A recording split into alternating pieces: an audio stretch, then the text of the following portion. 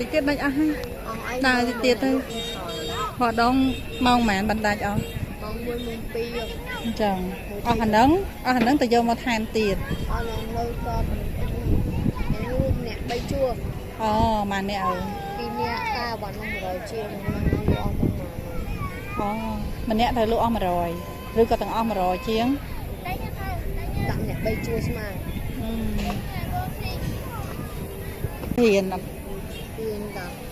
ហើយវាកំពុងរៀនដែរវាកំពុងចារៀនបើលក់ដល់ម៉ោង 1 ម៉ោង 2 យប់ម្ដងហើយហើយដល់ពេលទៅរៀនទៅរៀនធ្វើមកចាំមានម្ល៉េះរៀនណាស្លក់នេះ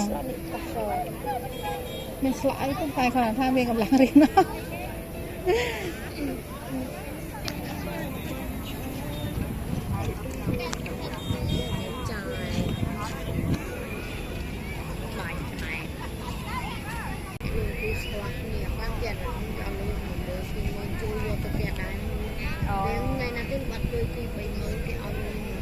គេអ្នកថតវីដេអូអ្នកធ្វើ content អ្នកអីណា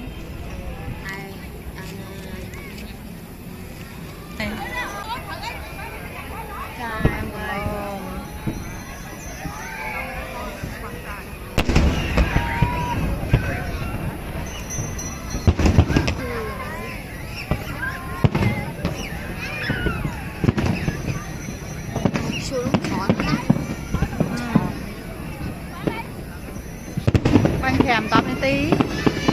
เอาไว้ช่วยใช้ไง